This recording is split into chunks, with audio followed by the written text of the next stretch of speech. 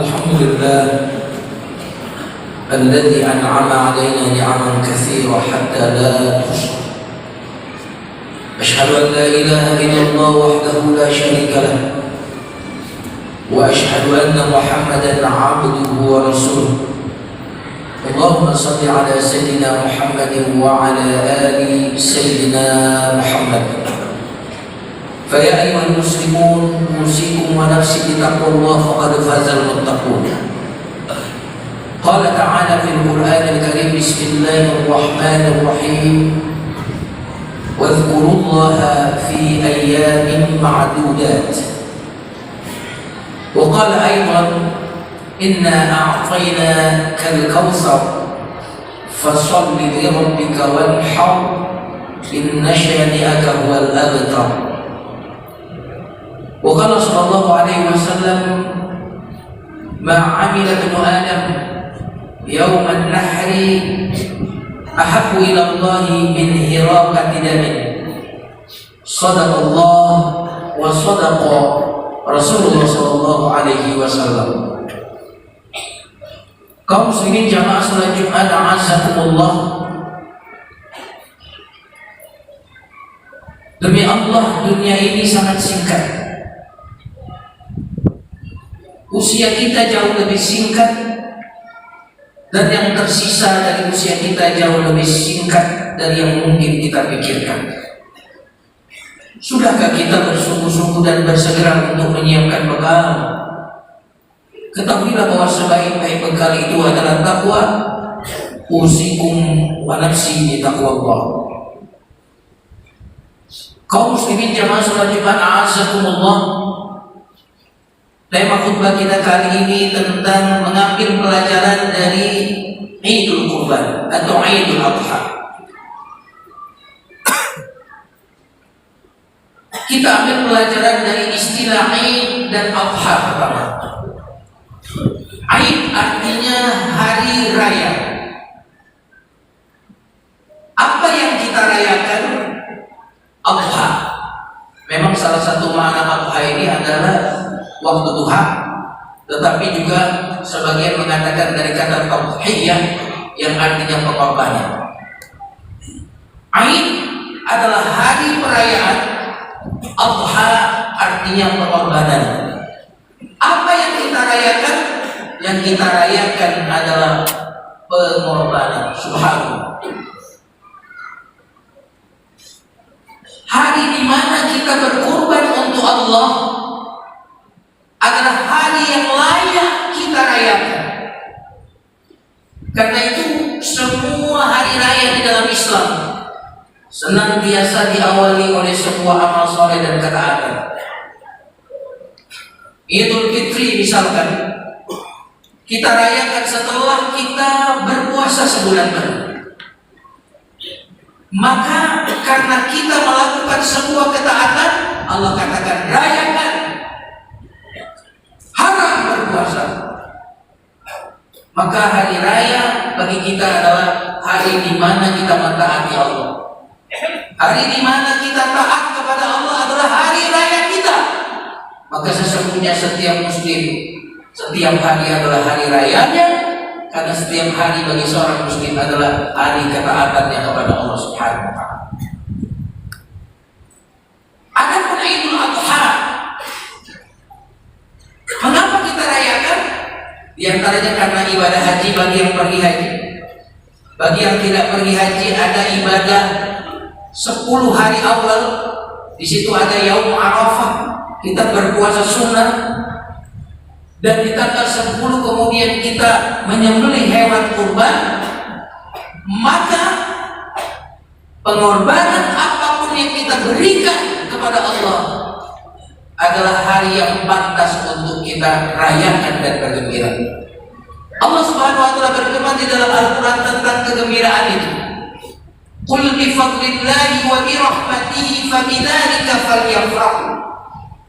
Huwa khairum mimma yajma'un. Katakanlah bahwa karunia Allah. Kebetulan ayat ini berbicara tentang Quran sebelumnya. Ya ayyuhan nasu qad ja'akum mau'izatun mir rabbikum wa shifaa'un lima fis sudur. Wahai manusia, telah datang kepada kalian nasihat dari Rabb kalian dan kesembuhan apa yang ada di dalam dada, maksudnya Al-Quran. Lalu kemudian Allah berfirman, dengan karunia itu hendaklah kalian bergembira. Jemaah sekalian yang dimuliakan Allah Subhanahu wa taala, maka ciri orang yang beriman adalah kegembiraannya karena amal soleh. Fa ammal ladzina amanu fahum yastabshirun. Orang-orang yang beriman itu gembira dengan Al-Quran. Katakan apa yang menggembirakanmu, maka aku akan tahu siapa dirimu. Katakan kepadaku apa yang membuat engkau sedih, maka aku akan tahu siapa dirimu. Maka orang-orang yang beriman itu tidak pernah bersedih karena dunia, tidak pernah galau karena dunia. Selalu kesedihannya dan kegalauannya senantiasa ketika dia kemudian lalai dalam beribadah, kurang semangat di dalam beribadah, ketinggalan di dalam beribadah. Itulah kesedihan orang-orang yang beriman. Jamaah sekalian yang dimuliakan Allah Subhanahu wa taala, ini pelajaran pertama dari Idul Adha adalah kita merayakan hari di mana kita berkurban untuk Allah.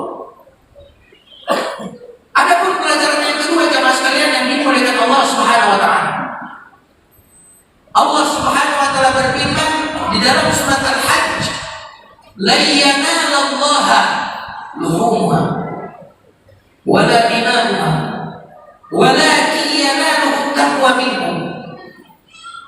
Yang sampai kepada Allah itu bukan dagingnya, bukan darahnya, tetapi yang sampai kepada Allah adalah ketakwaannya. Karena itu di dalam Idul Adha ini, dan kita masih beridul Adha. Hari ini kita hari kedua Idul Adha. Berarti masih ada 2 hari lagi. Tema ini penting karena banyak orang yang dia permasalahkan cuma daging dan darah. Padahal Allah Subhanahu wa taala berfirman, yang sampai kepada Allah bukan daging dan darah, tetapi yang sampai kepada Allah adalah takwa. Apa artinya? Urusan kurban itu bukan urusan yang tampak kelihatan mata, tetapi ada pesan-pesan yang ingin disampaikan dalam urusan kurban ini. Karena itu penyembelihan kurban itu sejarahnya bukan lahir dari perintah menyembelih kurban, tetapi sejarahnya adalah perintah Allah kepada Nabi Ibrahim untuk menyembelih anaknya. Kenapa demikian ya mas sekalian yang dimuliakan Allah? Karena di dalam kurban bukan cuma soal ada daging dan darah, tetapi di dalam berkurban penyembelihan itu di situ ada cinta kepada Allah. Di situ ada kepatuhan dan ketaatan kepada Allah Subhanahu wa taala. Di situ ada kesiapan untuk mengorbankan apapun untuk Allah Subhanahu wa taala. Maka kenapa kisahnya itu adalah kisah penyembelihan atau perintah penyembelihan Ibrahim kepada anaknya?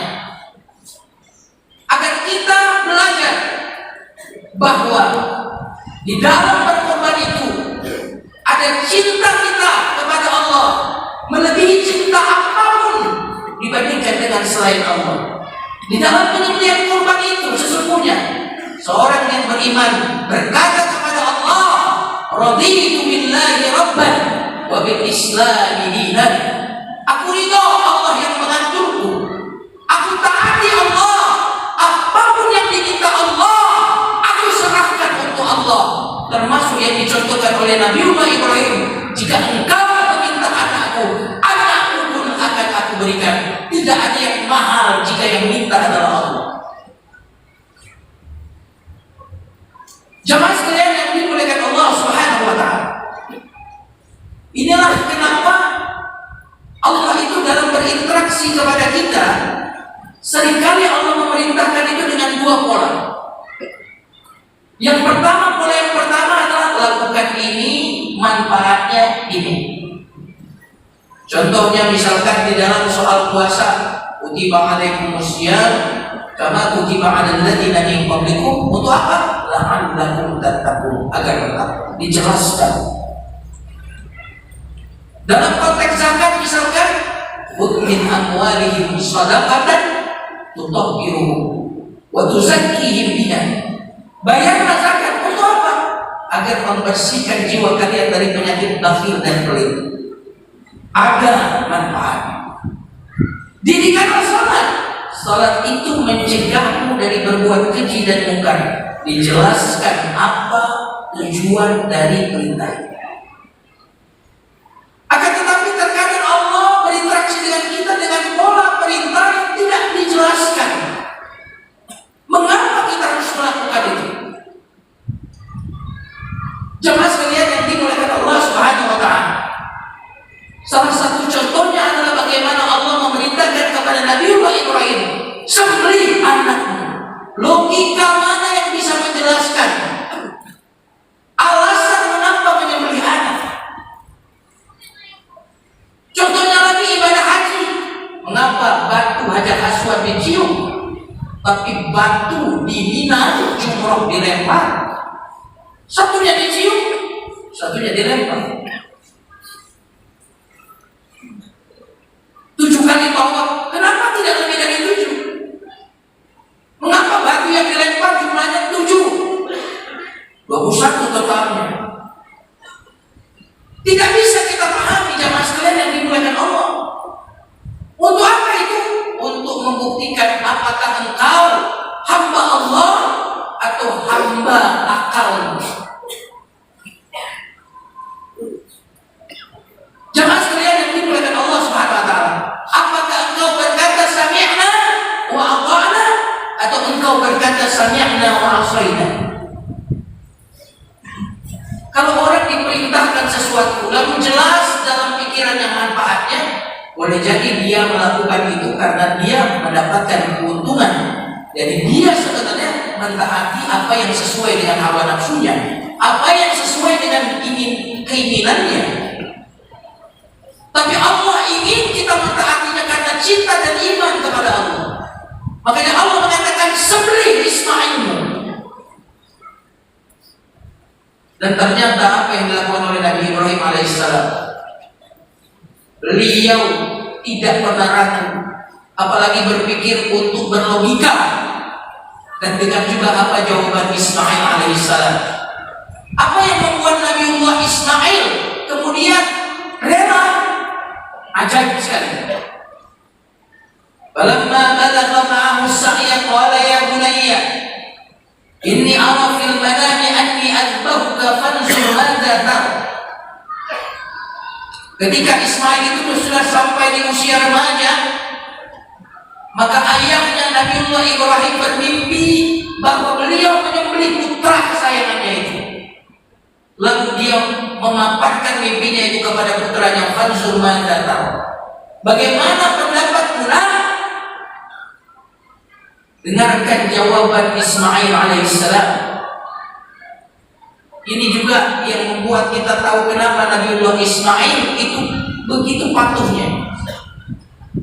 Ya abati al-ma tu'man satajiduni insyaallah minas sabirin. Wahai ayahku, laksanakan apa yang diperintahkan. Subhanallah. Jadi apa alasan Nabiullah Ismail mau disembelih? Cuma satu. Apa itu? Perintah Allah. Dan ini yang harus kita pegang. Kenapa haram babi? Allah larang. Jangan kita menjawab kenapa haram babi, karena mengandung cacing kita. Karena suatu saat nanti orang mampu membersihkan hewan tersebut dengan teknologi yang canggih sehingga tidak ada penyakit, bersih dari bahaya, maka pakaian menjadi halal. Mengapa dilarang zina? Oh, karena perzinahan itu akan menimbulkan penyakit AIDS. Lalu bagaimana jika orang mengkonsumsi obat tertentu sehingga ketika dia berzina dia aman dari penyakit itu? Maka jawabannya sebagaimana jawaban Nabiullah Ismail. Mengapa kau mau disembelih wahai Ismail? Perintah Allah. Wahai ayah, lakukan apa yang diperintahkan. Jemaah sekalian yang dimuliakan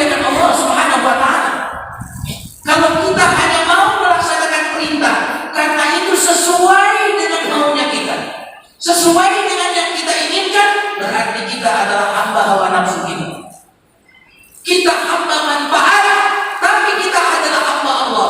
Mengapa kau cium Hajar Aswad? Karena Allah suruh saya cium. Kenapa kau lempar batu? Karena Allah menyuruh saya melempar batu itu. Saya adalah hambanya, dia adalah pemilik segalanya, dan aku adalah hambanya, dan aku telah ridho Allah sebagai Rabb. Jamaah sekalian yang dimuliakan Allah Subhanahu wa taala.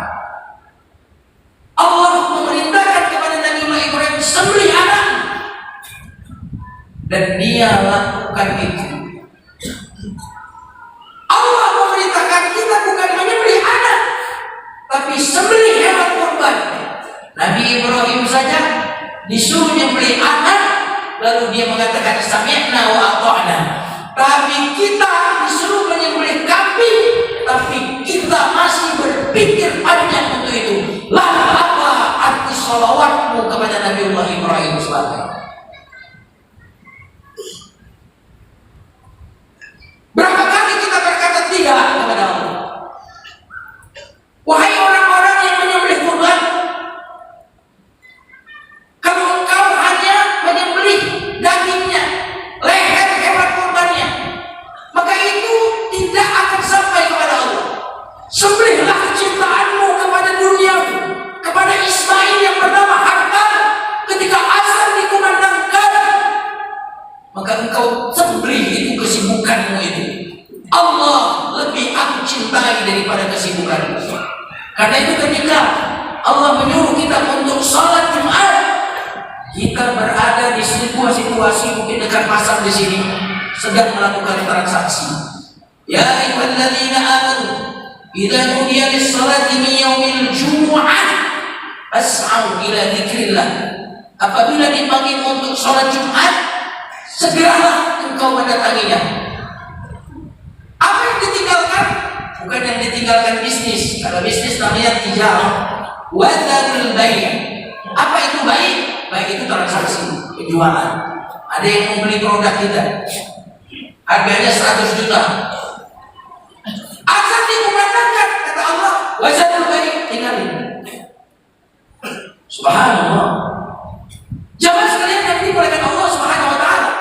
Maka orang-orang yang betul-betul menyembelih sesungguhnya adalah orang-orang yang menyembelih keterikatannya, kecintaannya yang sangat-sangat besar kepada harta dan dunia ini.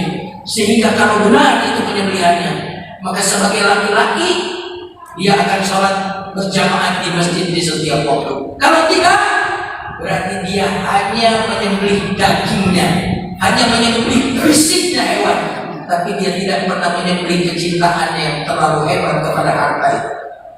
Dan yang terakhir jemaah sekalian yang dimuliakan Allah, berkorban itu bukan perkara yang ringan, berat. Karena kalau kita punya uang 4 juta, uang ini secara tabiat kita, ini uangku, mestinya uang ini bisa saya nikmati, bisa saya pakai untuk belanja ini, belanja itu. Tapi ternyata perintah berkorban, uang 4 juta ini kurbankanlah untuk berbagi. Maka siapa yang akan berkorban jika dia mampu? Hanya 3 secara singkat. Yang pertama adalah pemberi. Pengecut tidak akan pernah berkorban karena dia takut miskin. Yang kedua adalah orang kuat, yang kuat menahan sakit karena dia harus kemudian berpisah dengan harta yang dia cintai. Sakit karena dia harus keluar dari zona nyamannya kehilangan uang. Maka orang yang berkorban itu adalah orang yang kuat. Dan yang ketiga, orang yang berkorban itu adalah orang yang jatuh cinta pada Rabb. Orang yang jatuh cinta, dia akan mengorbankan apapun yang diinginkan oleh kekasih. Jemaah sekalian yang dimuliakan Allah, berarti jika ada di antara kita yang mampu, karena ini masih bisa menyembelih kurban, masih ada 2-3 hari lagi kita bisa menyembelih kurban, 2 hari lagi, hari ini dan 2 hari lagi masih bisa menyembelih kurban. Maka orang-orang yang mampu berkorban lalu tidak berkorban, berarti dia adalah pengecut, orang yang lemah, dan orang yang lemah cintanya kepada Allah. Seolah-olah perintah berkorban itu adalah sebuah perintah bagi kita. Jadilah engkau sang pemberi, jadilah engkau orang yang kuat, dan jadilah engkau orang yang mencintai Rabbmu melebihi cintamu atas segala. Barakallahu lakum bil Qur'anil Karim wa nafa'ani bima fihi minal ayati wa dzikril hakim wa taqabbalallahu minni wa minkum tilawatahu innahu was-sami'ul